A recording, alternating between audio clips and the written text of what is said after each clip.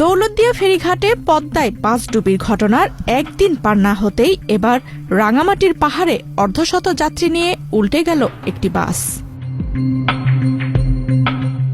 ঈদের ছুটি শেষে কর্মস্থলে ফেরার পথে রিজার্ভ করা একটি বাস উল্টে অন্তত ১৯ জন গার্মেন্টস শ্রমিক আহত হয়েছেন। ২৬শে মার্চ বৃহস্পতিবার সকালে রাঙামাটির নানিয়ারচর উপজেলা থেকে চট্টগ্রাম যাওয়ার পথে সাপছড়ি এলাকায় এই দুর্ঘটনা ঘটে।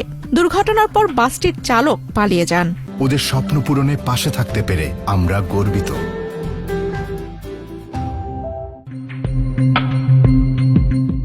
স্থানীয় সূত্রে জানা যায়, ঈদের ছুটি শেষে প্রায় ৫০ জন গার্মেন্টস শ্রমিক একটি বাস রিজার্ভ করে চট্টগ্রামে কর্মস্থলে ফিরছিলেন। পথে সাপছড়ি এলাকায় একটি ঢালু সড়কে পৌঁছালে বাসটি নিয়ন্ত্রণ হারিয়ে পাশের পাহাড়ে ধাক্কা লেগে উল্টে যায়। এতে ঘটনাস্থলে বেশ কয়েকজন আহত হন। পরে স্থানীয়রা দ্রুত আহতদের উদ্ধার করে রাঙামাটি জেনারেল হাসপাতালে পাঠান।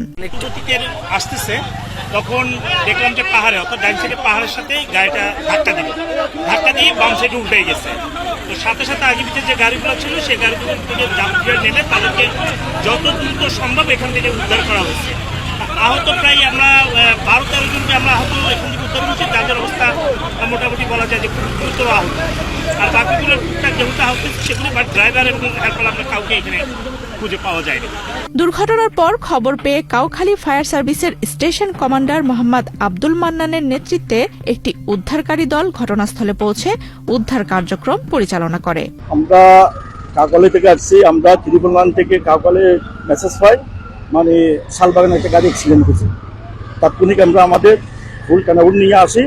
প্রথমধ্যে জানতে পারি, আমি কল দিয়েছি স্পটে, তাদের লোক কিছু ইঞ্জুরি হয়েছে, তখন বেশি বড় হয়ে ক্ষতি হয় নাই, গ্লাস সালাদ বাংশ ওখানে কিছু খাড়া গেছে, এগুলা মানে লোকাল গাড়ি দিয়ে মেডিকেল পৌঁছাই দিচ্ছে। হতাহত বলতে কোনো নিহত নাই, আহত হয়েছে, কিছু ইঞ্জুরি হয়েছে, কিছু হাড়ি ছিঁড়ে গেছে, গ্লাস বাংশ দেখতেছেন সবাই।